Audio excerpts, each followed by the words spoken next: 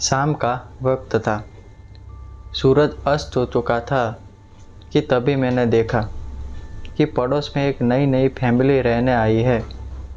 मैं अपने बालकनी से देखता हूँ कि मोहल्ले के कई लड़के उनकी हेल्प कर रहे हैं। मैं ये देखकर अचंभित हो गया कि हमारे मोहल्ले के लड़के इतने सीधे कब से हो गए कि लोगों की मदद करने लगे। तभी मेरी नज़र उस नए घर की खिड़की पर पड़ती है और मुझे एक सुंदर औरत दिखाई देती है। मैंने अपने जीवन में इतनी आकर्षक और सुंदर औरत आज तक नहीं देखी थी। तभी वो कमरे से निकलकर अपने घर के बरामदे में आती है। गजब की खूबसूरत थी। सुंदर नैन नक्श, सुराहीदार गर्दन और घुटने तक लंबे बाल। उन्होंने एक लाल रंग की साड़ी पहनी हुई थी और साड़ी के बीच में से उनकी सुंदर कमर दिखाई दे रही थी, जो कि उनकी खूबसूरती में और चार चांद लगा रही थी। मैंने देखा कि काम खत्म होने के बाद भी सारे लड़के उनके घर के आसपास ही चक्कर लगा रहे थे। अगले दिन मेरे एक दोस्त ने बताया कि पास ही में एक भाभी रहने आई है, नाम है कामिनी, और उनके साथ सिर्फ उनका एक 7 साल का बच्चा है। उनके पति का 2 साल पहले एक दुर्घटना में स्वर्गवास हो गया था। उस दिन से पता नहीं क्यों, लेकिन अक्सर मैं अपनी बालकनी से उनके घर में झांकता रहता था। कुछ दिनों के झाँका झाँकी करने के बाद मैंने उनका रूटीन पता कर लिया। वो रोज़ शाम को 6-7 बजे सज संवर कर अपने घर से निकलती और अगले रोज़ सुबह होते ही घर आ जाती थी और दिन भर उनका घर बंद रहता था। आस पड़ोस वाले उनके बारे में तरह तरह की बातें करते थे, लेकिन किसी की मजाल नहीं थी कि उनके सामने कुछ भी कह सके, क्योंकि सख्त से सख्त मर्द भी उनके हुस्न के सामने पिघल जाता था।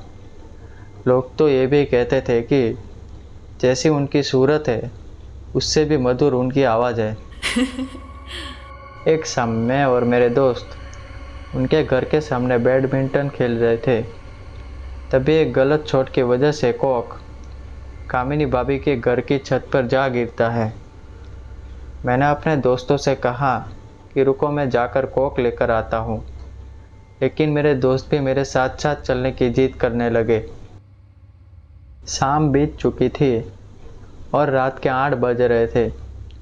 फिर मैं और मेरे दोनों दोस्त उनकी घर की तरफ बढ़ चले। हम जैसे ही उनके घर के दरवाजे पर पहुँचे तो देखा कि घर का दरवाज़ा तो खुला हुआ है, लेकिन जितना मैं जानता था कि भाभी तो अब तक निकल चुकी होंगी और फिर ये दरवाज़ा कैसे खुला छोड़ दिया। लेकिन फिर मेरा ध्यान अपने कॉक की तरफ गया और मैं छत पर जाने का रास्ता ढूंढने लगा। तभी मेरे दोस्त मेरे मना करने के बावजूद भी उत्तेजित होकर भाभी के कमरे में प्रवेश कर गए और मैं उनके इस बर्ताव को अनदेखा कर कॉक ढूंढने चला गया। छत पर पहुंचकर मुझे अपना कॉक मिल गया और मैं उसे लेकर वापस नीचे आ गया, लेकिन मैंने देखा कि मेरे दोनों दोस्त अभी तक बाहर नहीं आए। अब मुझे थोड़ा थोड़ा डर लगने लगा, क्योंकि मैंने कामिनी भाभी के बारे में यह अफवाह सुनी थी कि देर रात को उनके घर से अजीबोगरीब आवाज़ें आती है, जैसे कोई कर्रा रहा हो। और बीते कुछ दिनों से हमारे मोहल्ले में कुछ लोग भी गायब हो रहे थे, और ये गायब होने का सिलसिला तब से ही शुरू हुआ था जब से कामिनी भाभी इस मोहल्ले में रहने आई थी। मैं कुछ देर दरवाजे पर खड़ा खड़ा यही सारे बातें सोच रहा था कि तभी अंदर से मुझे एक बहुत ही मादक खुशबू आती है, और ठीक उसी समय मुझे लाल साड़ी में लिपटा एक अर्धनग्न जिस्म दिखाई देता है। एक क्षण में ही मेरा सारा डर गायब हो जाता है और उसकी जगह कामुकता ले लेती है, और मैं न जाने क्यों पर अपने आप उस कमरे में खींचा चला जाता हूँ। लेकिन जब तक मैं कमरे में प्रवेश करता वो जिस्म गायब हो जाता है।